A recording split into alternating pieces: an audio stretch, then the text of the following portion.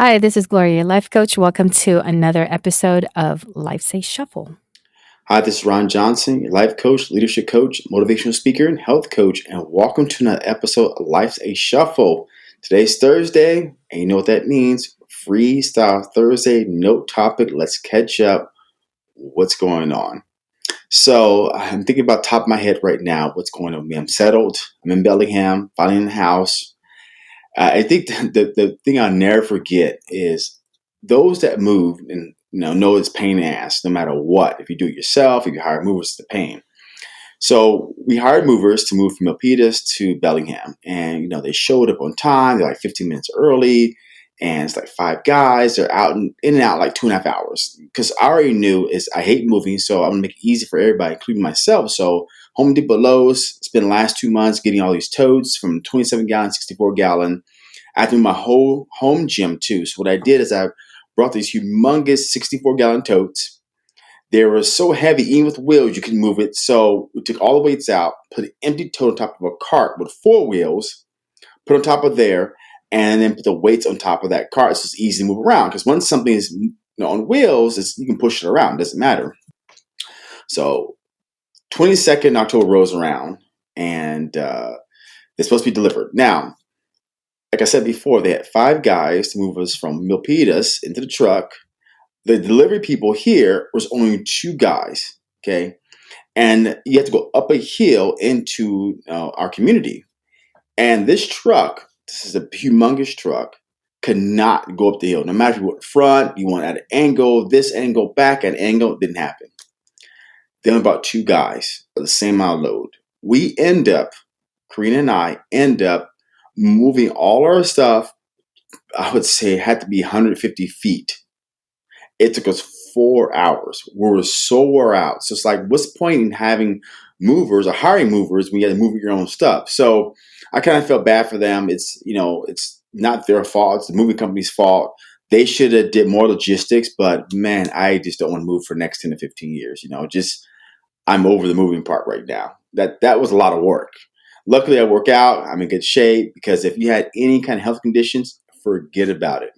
I mean, I was trying to wear a mask for safety purposes for COVID and the pandemic. I looked at this guy. I was like, hey, man, look, I can't do this wearing a mask. It was so hard trying to move all this stuff up a hill. And then they have a 25-foot truck. Okay, the average person, let's say between 5'8" and let's say 6'2", they're going to stack it almost 8 to 9 feet tall. So if you move a box, something's going to fall down top of your head. So why do you stack a moving truck that damn high?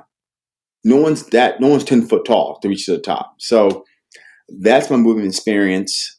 So far, I'm in Bellingham, and I'm gonna be honest with you guys out there, my listeners.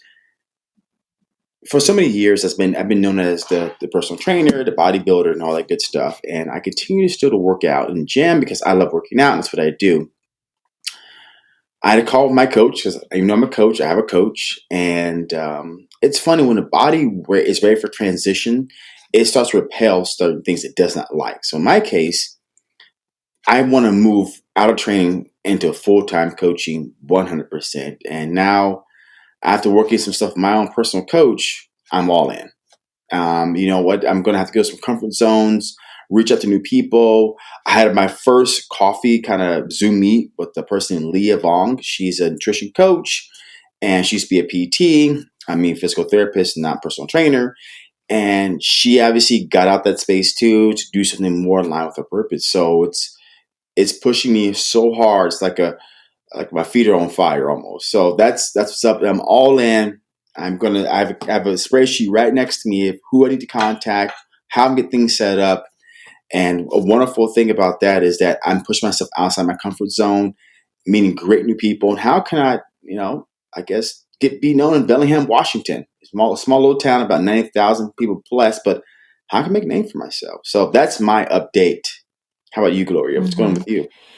Um, so you can almost tell you can really feel already when you're not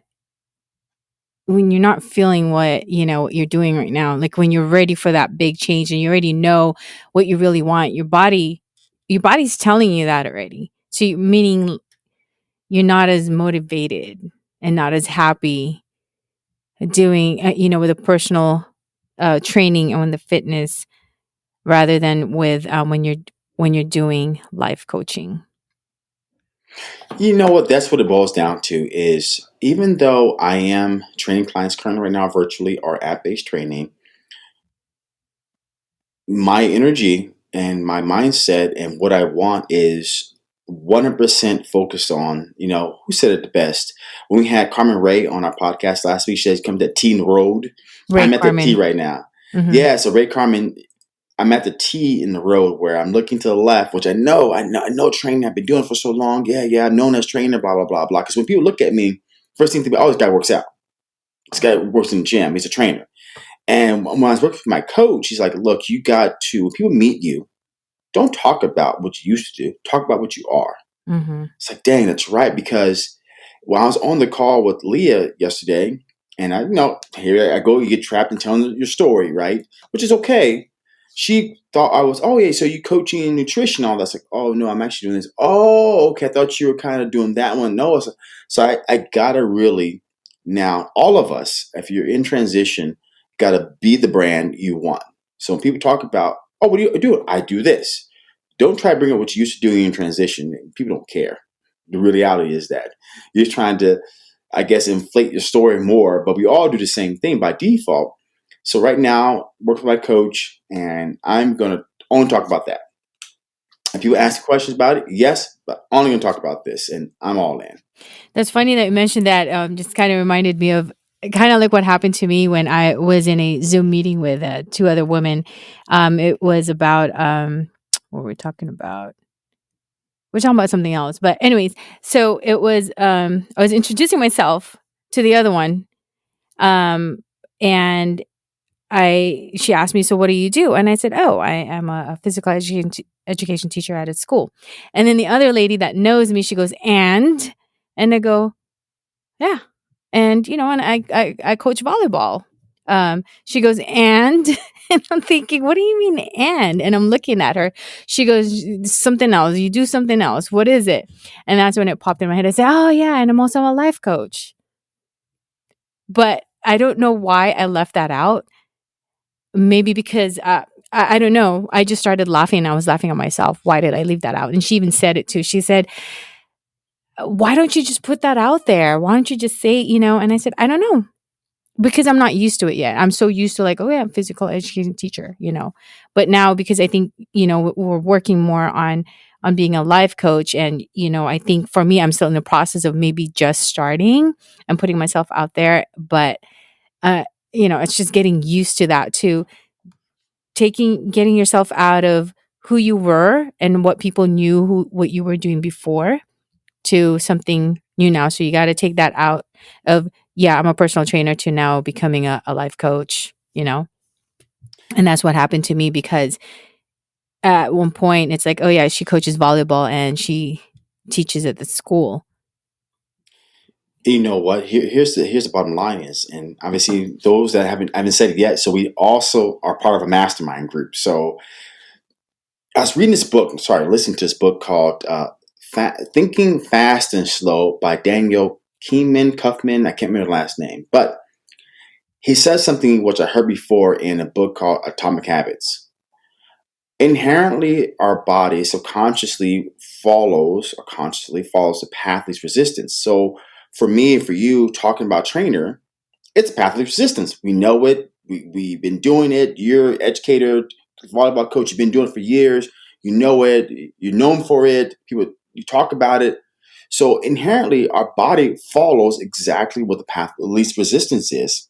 I forgot what term you use, but that's pretty much what it is. You're going to follow one that creates less resistance to talk about something that's new, to talk about something that maybe to some people may be seen strange as a professional certified life coach or what you do.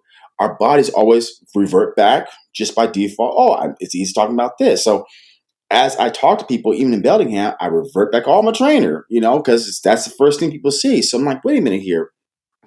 If I really want to transition this, or let's say you want to transition what people think about you, start now. Every time you're going to revert back to the path of least resistance, think about what you want to be known about. Mhm. Because that's what happens. All of us follow the what's easy explaining about. Oh, I did this, but I'm in transition here. Be like, what? They're confused. So, and then it becomes more difficult to now explain what is a life coach or a professional certified therapist or whatever it is. How do people explain that? Like, if you say you're a psychiatrist, if you say you're a therapist, people kind of understand those. Or I'm a doctor. What kind of doctor? I work in an MD field. Okay, I know what that is. And that's what I now know for you and I to get out that comfort zone and really get out there and say, this is what I do. So you can start embodying that brand and that person. So all you talk about is that. Oh yeah, volleyball. Yeah, that's what I do. Yeah. Yeah. And I mean, I guess, you know, also for me, at least, because it's just something I'm so used to, it's almost like it's automatic, right? Yeah. When people ask you, what do you do? It's automatic. And, you know, I've gone through, like, I don't know how many, how many changes. I've gone through transitions in my life too of changing careers.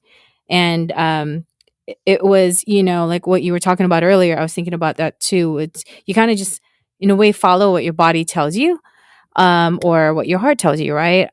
And I've gone through from being working corporate, you know, in the sales, customer service, and then from being a recruiter to then then volleyball coaching, and then volleyball coaching. Then I started being a physical education teacher, and then now, you know, with the life coaching. So it was for a long time. It was just, it was corporate, you know, yeah, this is what I do, and I work for whatever company. And then, you know, yeah, I'm a recruiter, and you know, I love what I do, and I really did. I loved it for so long. I loved to, when I was working corporate, I liked the traveling. One of the good thing about it too is the perks of traveling, and I love that. You know, you get to go to places and whatever.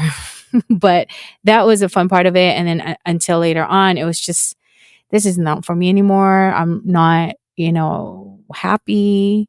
I think it was, I remember walking into work for like 3 months every day of that 3 months. And I know how many months because I really counted. You know, I said 1 month, it's been 1 month, I'm still feeling this way. Every time I come into work, I'm not happy. It's like I'm dragging my feet every morning to work. And then comes second month, until the third month, I said, you know what? This has been going too long. I know what I need to do. I need to get out. And so I took that chance of getting out, and I didn't have a job. I really Man, didn't. Yeah, I didn't. So that's difficult. yeah, it was. And, you know, it was the job that I was at when I was in college is, you know, when I found that job. And then I was there for a while. Then I graduated college, and I was, you know, I was there. But I don't know what it was. You know, I was having a lot of fun at work. I remember I used to look forward to it. But, you know, after a while, you kind of start feeling it where, you know, when you're not happy and when you start dragging yourself every day to work, you know, this is not for you anymore. Right. So it's a struggle. And that's what happened to me. Um, it wasn't helping me. It wasn't serving me. And I just felt something different in my body. So I made the decision. I remember leaving. I didn't have a job. I forgot how long I was jobless. And then I found, you know, recruiting. And then I met, I have a friend who started his own recruiting business. So then I went on in with him. And then, you know, we kind of just did a whole recruiting thing. With a startup company. So I was doing that for a while. And then again, it was like, oh, I don't know what's going on. And then I remember I decided coaching on the side. And that was, I think, the beginning of, you know, becoming a life coach for me when I started coaching and I felt something different. And then from coaching, there was an opportunity of, from the school where I coached, there was an opportunity of, you know, would you like to be a physical education teacher? You know, something, you bring in something different to the kids and to the school. And I said, no, that's not me. That took a while I think it took me months to make that decision. And I said, I'm going to give it a try. And I did. And from then on again, it's like, there's something here. There's something about, you know, with working with all these kids and realizing that they go through certain stage in their life and they go through all this negativity that we go through sometimes, like the self-doubt and um that, when you have that, when you do that, sometimes we have like the self, like when we do negative talks, I guess self self neg. talk. Yeah, that one. So I that all that is what motivated me to just like, I was happy just like helping them move forward and getting them out of that state of mind. It became a passion, and I think from then on it was just something else. Like, I want to be somebody. I want to help these people out. But what is it? What is it called? I knew I didn't want to be a therapist, and I said there was something else, and so that's when I found out, and I've discovered becoming a life coach. So since then, just following that, and to these days, it's just been, I'm happy. I know what I really want. This is what makes me happy. And just like you, transitioning from the fitness world to becoming a life coach, you found something different. Your body's telling you something different about about being a life coach and helping people, making a difference, just making an impact. It's just the main thing too. And that's the really what woke me up was it's kind of like Ray talked about in our podcast about you have these awakening moments. Hmm. When I first started the personal training space, it was the awakening moment where it's like, man, you know what? Everybody comes to me to try and lose 20 pounds or get in better shape or build muscle, but nothing's sustainable. And what I mean by sustainable is they always constantly, okay, I'm trying to lose 20 pounds. They fall off the wagon, they come back, all right, Ron, I got to ship again and fall off the wagon. They always constantly can't develop these consistent habits. I call it the gun ho, which means the person that wants to go to the gym 8 days a week, which is no 8 days a week, but you get the idea. He wants to go every day on the hour and he's going to burn himself out in a month. I said, look, fitness is a lifestyle change. It's not something that you can turn on and off when you want to, like a light switch. So when I start realizing that, and realizing how much can I really keep doing this, bending over, re-racking equipment, demonstrating exercises, where can I do this for the next 20 years? Answer is no. So that was a awakening moment there. But when making income is how you pay your bills, you kind of just go with the flow, like a treadmill because you got to make money to pay your bills. And that's why Hmm. I'm glad I left California is that I don't feel that stress of that treadmill. You have to make a certain amount of money just to survive. I just Hmm. don't feel that stress anymore. And it allows my mind now to be extremely creative because less thought is there taking up space in my mind about Yeah. I got to survive. So that now then comes another awakening moment. And this was a pivotal moment in my life. Mir Ming Hong, we actually went to his first show. He got second place in open and second place and I think second open, third place in novice. Anyways, he won a trophy, and I witnessed this personally, and meaning that I also competed for shows, but I never won anything. I just never won. I never won a trophy, never won a plaque, never won anything. Not even got close. And when I saw his passion and his emotion in his eye, looking at me and crying and say, "Thank you so much, you changed my life. Thank you so much. I'll never forget you." Right then there, it's like I got shocked again. I woke up. This is not where I belong. And it's just a few weeks later, we started IPAC together, Hmm. and that was an awakening moment. Hmm. That was I don't want this. That it's not me. And I realized that to myself driving home that night. I said, you know what? That's why I never won a trophy. I was all in. I think I told Ray over our last podcast. I did the steroids, I did the over the counter drugs, whatever it took. I was doing it, doing it, doing it. Hurting my body, hurting my emotions, and all these crazy things, just trying to win. Never happened because I wasn't in line with my purpose. Yeah. And that was another thing with that podcast too. After that podcast, I got to thinking a lot after of, me going back to the type of mindset that I have now. How did it start for me, right? Because I remember we talked about opening your third eye. And that's when Ray said, yeah, opening your third eye could be dangerous because once it's open, it's not, you can't stop and it's, nonstop, right? Which is true.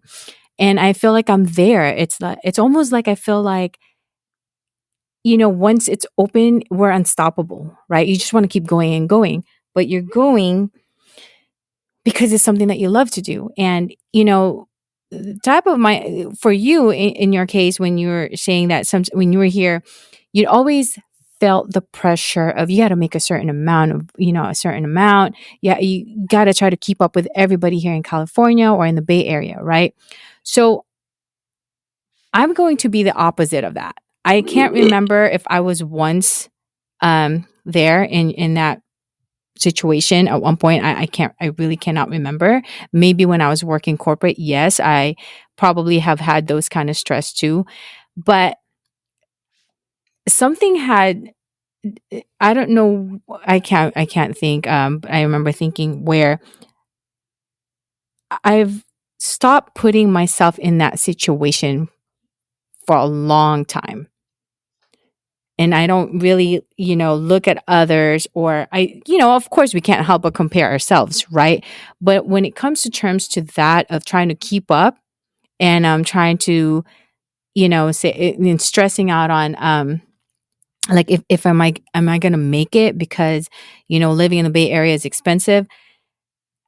I try not to stress over that, and I think I've not realized now, until now that I've realized I probably worked on myself years ago on that, and how I got myself out of that, because I'm able to figure something out, or I've always told myself, well, you know what? I'll figure something out. I'm always going to figure something out. I think that's what I've always told myself. I'm going to figure something out, because, it's not like it's going to be the end of the world for me if I don't have any money. But I No, think, yeah, I think there was a time where I've stopped, like, kind of comparing and trying to keep up. Um, so that's what I said to myself several times over my last 4 years of making big decisions is I'll make it. When I quit fries, I'll make it. When I decide to leave California and go to Bellingham, I'll make it. When I decide to transition out of training to coaching, I'll make it. And see, right then and there, that is a special moment for you. And what I mean by special moment, you're not going to let outside influences or negativity talk you out of what you're doing. And that's a special moment that should be celebrated because you had idea or thought being I'm going to make it, and whatever that looks like, I'm going to make it. And you transition your mindset because first thing people think about is wow, how I'm gonna make money, how I'm gonna pay my bills, how I'm gonna how can I how am I going to do this, how I'm going to do that, and it's how this and what's going to happen, and all these thoughts they're paralyzed by fear of failure. hmm But you weren't paralyzed. I wasn't paralyzed. And we should take the moment right now to celebrate that, to say, we actually made something. Because we can be paralyzed. I can be paralyzed right now. I got to go back to training because I don't make money. hmm Paralyzed, but I'm not. Yeah. I think, like, when I had to think about this, parts of it started with, my mom being a single mom. Like, how are we going to survive? When I was younger, I probably didn't have those thoughts yet, but when I think back now, I don't know how we survived, but we did. You know what I mean? And then I remember another thing that I remembered was, just going to school and maybe not having enough money for lunch, and just, all my other friends had nice shoes. I had whatever my mom can afford, or, even clothing. I had, hand me down sometimes from my cousin. And it was like, but we survived. And then high school, now going to college, you hear, I remember hearing all my other friends are going to, like, all these nice colleges. And I'm sitting there and I remember, man, that kind of broke my heart, because I'd like to go to college, but my mom and I can't afford that, or if we can't afford to go to college, who's going to pay for it, right? So I think I remember in high school seeing all that, and growing up, I had to start working. So I stopped asking my mom for money, and then I remember going to college. It was that would be another accomplishment for me, because I never thought I'd be able to go to college because my mom and I can't afford it. But again, that's another thought of, there's a way we're going to get through this. We'll figure something out. And we did. we figured something out. I figured something out, and I was able to put myself to college. You know what I mean? And even just getting my first car, it was, like, how am I going to do that? So I think all of that I had probably had started for me at a young age, because I knew that somehow you can't, like, I think I was talking about this one time about insecurity, Mm-hmm. right? That you cannot let your what was it? I heard it somewhere, and when you always look at people and you look at them, you're looking at them above you all the time. That type of insecurity is what's going to hold you back on achieving anything that you want to achieve, or on getting somewhere where you want to get. So basically, insecurity is what kills your dreams more than failure it ever will. Because how would you know you haven't even failed because you didn't even try? So how would you know? You're a fail by not trying. Exactly. So all that, I'm thinking, wow, I've already been going through it. I didn't even realize, that I was already doing all that. So now, after that podcast with Ray, that's when I realized, gosh, I really had to turn around and change, my mindset on a lot of things, which now, looking back and then looking at me now, it's, what I've really learned a lot growing up, and all my experiences, is that I wouldn't be where I am now, and I wouldn't have this kind of mindset and this type of awareness now if I didn't go through all that. That's certainly true. It's to celebrate that. When you're talking about your story, I read this in this book called The Daily Stoics. So pretty much Ryan Holiday had this book where you read a page a day for 365 days. And one of the pages I read last week, it's about Seneca and their philosophy. But to sum it up, I remember verbatim, I don't remember every single word, but if you think about it in life, you have been through worse. So whatever you're going through right now, you have been through worse and you've made it. So when you talk about your story, I remember back in 2012, 2013, I was going through a rough time financially. I was dating this girl, and I was trying to be the great guy. So what happens is we have a 520 square foot apartment. So it's me, her 2 kids living there. I was paying the rent, trying to help her get back on her feet because she's struggling. That's the idea is. I remember trying to help her out and be that guy. I put the cell phones in our name. Next thing you know, the cell phone bill got out of control. It's like $3 or $4 a month. The rent was in my name. I remember we broke up, and obviously, the funny thing about the situation, I will never forget this. I have to tell the story if I haven't told it already. But I remember one time I'm dating this girl. We're living together. I didn't have a bank account at the time, right? I mean, I was pretty much going to these places, going to where my check was getting cashed, or where my check was bank account. I think it was Coal America at the time in California. I was cashing my check and getting cash. So I gave her cash to actually pay the light bill. The light bill was like $175, what it was at the time.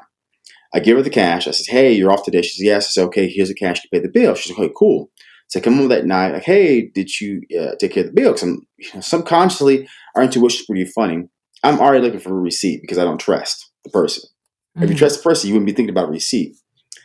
About, man, I don't know, it had to be 3 or 4 weeks later, power gets cut off. She's like, "Oh, text me, hey, power's off." It's like, "What happened? It's power off in the neighborhood." She's like, I don't know. All right, so I call PG&E up, and then the first thing do is put your zip code in. There's no power shortages recorded in your area. We'd like to speak to a customer representative. Sure, press 0. Talk representative says, "Yeah, so Mr. Johnson, take a look here. Yeah, so I see here in I think it was June. I see here you wrote a check." I said, "I wrote a check." She said, "Yeah, you wrote a check in the balance." I said, "You know what? I thank you for taking your time. Apologize." Now I hung up the phone.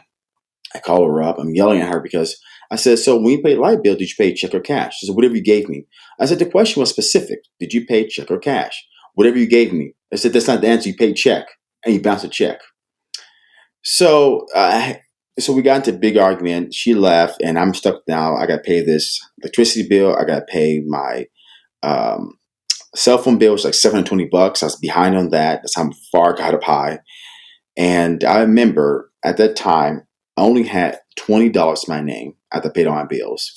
Sprint, I call it Sprint. I'm begging the lady. I says, look, I don't get 20 bucks my name. What can you do? Tell you what, Miss Johnson, I give you one more week, 2 more weeks. I won't turn your cell phone off. I said, thank you so much. I'm begging, pleading. And, when hearing your story, what I went through at that time period, back 2012 or 13, man, if I look at my time now, transitioning from trainer to coach, I'm okay because I've been through worse. And that right there, for you guys out there, that's how you transition the mindset through these negative thoughts that you're working through. We all work through negative self talk into positivity. Is that, well, I know I've been through worse. I can make this. That's how you transcend thoughts. Yeah. It's, yeah. It's isn't that crazy? It's really crazy when you really think about it. When you have that time, Yeah. that freedom of mind, and that's what's good about meditation that we do in our virtual seminars. Is it's like, wow, I've been through a lot worse. Mm-hmm. I remember I'm dating the same girl. So back in 2012, 13, 14, California gas prices were getting out of control. It's like $4 or $5, almost $6 a gallon. And she had this Dodge Charger. Like I never seen a car. I never drove a car. She had a Dodge Charger on 22-inch rims, blacked out. That freaking car was like a police magnet. The police is going to just run your place, just run it, just because you fit a description, whatever it is. So at that time, she had a long commute, and she had kids, stuff like that. So I had a little 4-cylinder. That car was a 6-cylinder, right? And 6-cylinder means more power. She's going through gas. She's got a person where instead of filling up her gas, she put $20 in her gas tank every 2 days. So like Monday, she put $20. By Tuesday, she's out. Wednesday, she put another $20. I said, why don't you just fill it up? Well, I like the way I'm doing, only $20 at a time. All right, whatever. So we ended up changing cars, and I told her, I says, hey, look, I'm going to get an oil change on her Charger. So I'm going to get an oil change. Make sure my car get an oil change. Again, I come home, I check, right? Because we get oil change. I don't know about now, but then they give you that little sticker. Hey, oil change at X amount of miles or date. I look, I said, it's not there. So I go upstairs to the apartment. I said, hey, did you get oil change date? Yeah, I did it. I says, it's funny. Where's the sticker at? I don't see it. What do you mean? I said, the sticker that tells you next oil change. Oh, my friend, he must have forgot it. I said, what friend? Well, I know it's got a mechanic, and here comes the BS, right? Because obviously I looked for a sticker. There's a reason why. Mm-hmm. About a month and a half later, damn it, I get the call, and the car broke down. I said, what happened to the car? I don't know. It stopped working. It stopped broke down. All right, so I called to my boss. Hey, my girlfriend at the time, she has emergency car broke down. So it's like 30-minute drive away from where I was, from San Jose to Hayward. So I get to Hayward, and when you break down the freeway, Caltrans automatically sends you to the next exit, and you got to call for help. I get there. First thing I do is pop open the hood. I check the dipstick at the time. The car had a dipstick. It is bone dry. I'd never seen it that corrosive, meaning that it was just caked on grease. It was like grayish color, open radiator, bone freaking dry. So the idea is that because when you run out of antifreeze or run out of radiator fluid or water and you run out of oil, pretty much the engine with season won't turn over. She doesn't know what happened. Oh my God. And luckily I knew a guy. He was very nice to me. He repaired the cars, and I repaired my car. And for about a month and a half, I'm pretty much driving from my apartment to Hayward to drop her off, then take myself to work. She would take the bus home, or I think BART or whatever it was, to get home to the apartment every single day because we could not afford to pay a mechanic to get our car out. Yeah, that's a struggle. That's some stories I've been through. I tell people these stories. It's not really it's not really funny. That's what happened. I couldn't pay the guy. Car sat there for like 2 months, almost 3 months, for I able to get enough money to pay him. That means that I had to take a 401k loan to pay the guy back. I had to, borrow money, whatever it took to pay him back. And it was a complete, utter just. I mean, actually, we didn't pay him back until, hold on, that happened October, November. Oh no, we didn't pay him back until she got her tax return in January. Almost 3 to 4 months, the car sat there. Wow. That's a struggle. I Wow. think you clearly. Yep, I had to wait 4 months to pay them when we got tax return, and I have money to get and her tax return to pay the car off. Boy. There's Oh, yeah, go ahead.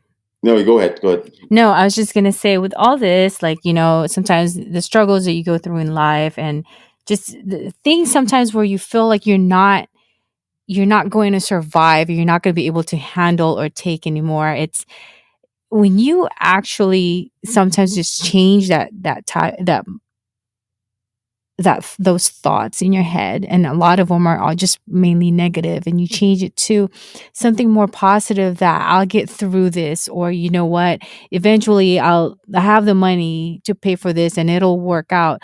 But in the meantime, you're going through the struggle of like driving like 40, 45 minutes back and forth, you know. Yeah, because from my house to Hayward's about 35, say, about 20 minutes because she work early in the morning. But from Hayward down in San Jose, you're on that 880 corridor and traffic is a nightmare. So I had to do is before time changes. So that time didn't, sunrise at 8 o'clock.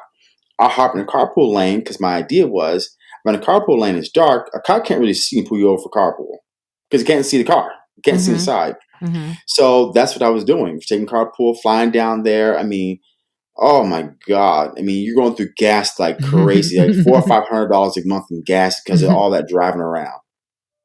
Yes, Oh my. I Well, can't you know even what? imagine. Fantastic. Mhm. If I didn't go through those experiences, either Mhm. one, I would have faced them later on in life, but they woke me up to a much bigger and greater purpose of who I am today. Those Mhm. experiences made me who I am. Because here's the idea is I was so afraid of being alone because of low self-esteem and low confidence. I didn't have the energy or the fortitude to actually say, look, this is not working out for me. Because once I got rid of her, things got better. That's really what happened. Okay. Mhm. I was able to financially get back on my feet and things worked out. We got back together after all that fiasco too, because again, I was afraid of being alone. But someone had taught me early in life how to build confidence and realize, wait a minute, what I'm going through with this person, even though I hated being alone, I'm afraid of being alone, and I'm gonna miss sex, I'm gonna miss all this great stuff. Wait a minute here. This person isn't serving me. So what will serve me? I only learned this after the mindset. So these are great things I've been through in my life I can share with you guys out there because everybody's going through what I went through. It can be in a marriage, it can be in a relationship, it can be in a job, it can be whatever. They're facing these crises right now. But how do you get out of it? Well, if you're in a marriage and you're codependent upon the person, and you're saying because you're codependent upon another person, how do you? And but you want to leave, but you can't because of the money. Okay, is this relationship serving you? No, it's not. What will serve you? You tell the person what will serve you. Yeah, So these are great experiences I've been through because they made me and who I am today. I'm serving you guys. exactly. And that's with, with a lot of us. And these are the things that I think, for us, what we'd like to help a lot of our clients and a lot of other people out there is, just to kind of change that type of like that negative thoughts mindset that they have, because sometimes they get so stuck in there's no more hope, but they don't realize if you just kind of change that, turn that around, and say, well, you know what, maybe if I do it this way, or maybe if I do that, just do something about it, then maybe there will be hope. You know what I mean? And it's just like, I was just thinking, even with a lot of the kids nowadays, with school, I know there's a lot of pressure at school, and colleges, and then going to college and then trying to survive. And, how am I going to make extra money because I need to buy this or whatever. But you know what? When I hear a lot of what I call whining, a lot of kids out there whining about this stuff, like, oh, I have this many hours at school and I have a lot of homework, I don't know if I'll survive. Or those who says, well, I can't work, not even part-time, because I have to focus on school, but we can't afford certain things, whatever, right? But you know what, guess what, this is what I like to tell a lot of the kids. I get it, I understand, but there's people out there, like, let's say me, who had, and I like to tell my stories because they don't realize, a lot of these kids don't realize that this is possible and you can do this. When I went to college, I was going to school 6 days a week because I wanted to finish, and I didn't have any summer for 4 years. Okay. I was going to school 6 days a week. Saturday was all day. And then my summer, I took classes during the summer full time. And on top of that, I was working full time. So I was a working student. So when I think back, how did I do it? I don't know how I did it, but I did. Because I think I was so focused on what I wanted to what I wanted to accomplish. And I just did it. So, now with the kids that out there right now who sometimes loses hope of like college is hard, it's crazy, or even just high school or middle school. I'm sorry, but it is hard. It is a lot of pressure. But if you just don't think that way and focus on something else, what are you really trying to accomplish? Why are you really in school? Maybe it'll be different, you know? That is certainly true. I mean, when you're going through your situations like that, you're just going through the motions and you don't think. So you look back like, dog, I could have made it. But Hmm. you look back now like, I don't want to do that again. And I made it. I So surely wouldn't, but I did it. I don't know how I did it. But I was, younger, like I had a lot more energy, and all these other kids that has a lot of energy, they can do it. Even just cleaning the house or helping around the house. It's like, what happened? A lot of these kids have gotten so lazy, and like I don't get it. But again, it's those thoughts that comes to mind, like, I can't do this, I can't do that, this is too much, it's too much pressure, or I can't run because something is hurting, whatever it is. But the more you think that way, the more you, of course it's going to be like that for you because that's how you're thinking. But if you change that and say you can, or like, I can do this. Even if I'm hurting, I'm probably just hurting for a little bit, but it'll probably go away tomorrow. I'm sore today. I won't be sore tomorrow, but I have to keep going. It'll be a different story. And like I said, I don't know how I did it. I mean, I remember I would be up until like 2 or 3 o'clock in the morning doing an essay, and I had to go to work at 8 o'clock in the morning the next day. wow. But you did it. But I did it. So if I can do it, anybody else can do it. And I know I'm not the only one out there. There's so many other people that goes through a lot of the struggles and all these obstacles, and just to be who they are today. And just listen to all our other guests in our podcast, all their journey of becoming, like Ray Carmen, right? Becoming of who she is now, just the triumphs and the obstacles that she's gone through in her life and the trauma. Yeah. And that's made her who she is. I'm thankful for everything I've been through, the pain, the suffering, the guilt, the doubt, the everything is who I am today. Yes. I'm Hmm. thankful for everything. It's fantastic. Because if I didn't go through that, I wouldn't be living in my purpose. I would be living the dream, as people would say, living the dream. Isn't that crazy? And you know what? Here's what I got to say about that. It's no matter how old you are, you're never too old to even discover your purpose. And it could be later on in life, it could be in your 50s or 60s, whatever it is. Just keep in mind that you're never too old. You know, so you bring me to another point. I had an example game with my mom. So she texted Karina the other day about something about, I guess she was at Starbucks, and Starbucks, the person didn't manage a 6 foot distance and all this stuff. It's okay. First of all, manage 6 foot distance is unmanageable right now. If you haven't figured that out already, it's really hard to manage, especially in areas that are crowded, right? If you're at the beach, it's easy. If you're in a hotel, it's easy. Those things are easier. But places like Starbucks, Walmart, Target, places where people have to go, it's hard to manage that 6 foot distance. So what happened in conversation with mom today? She says, "Well, I'm upset." I says, "Well, what happened?" She says, "Well, I took a step back. She's got upset while yelling at her. I wasn't there. I'm hearing this third party, right?" So I'm granted my mom's probably saying, "I got to watch myself. The loss of 6 foot distance. You're not doing it. You got to do your job. People are gonna do what the hell they want to do. Okay, face reality." So mom gets upset. She says, "Well, I'm gonna." I call Starbucks and ask them, what are you guys doing to make sure people are following the laws of 6 foot distance? Mask is mandatory, okay? 6 foot distance. She says the person tells her, which my mom told me, that everybody has a right. So mom then says, I'm gonna write a letter to Starbucks because this is ridiculous. I says, Mom, let's look at this thing two perspectives. First of all, the person you talk to, I know you're probably not gonna say the name, but how's that gonna help you? It's really hard for companies. I don't care if it's $1 billion company to manage this whole thing.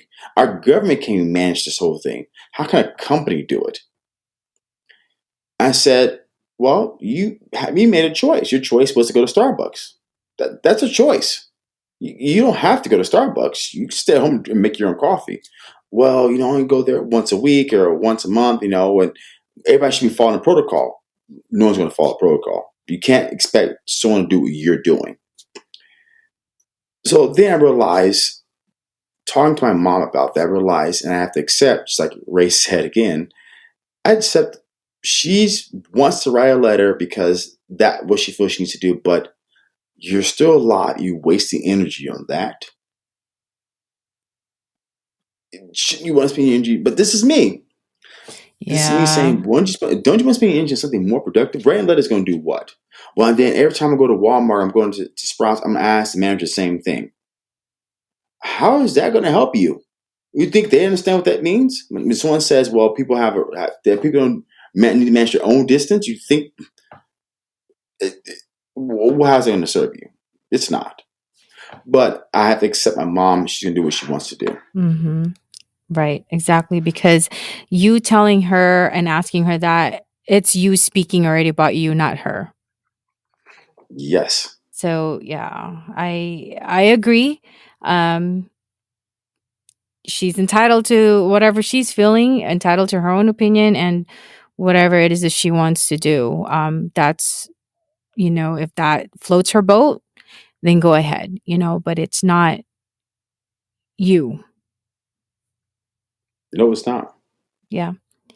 And yeah, I totally understand that. And I agree with your mom. I understand her where she's coming from because I too have gone through that with my mom, and it's a lot better now with her because I used to do the same thing to her.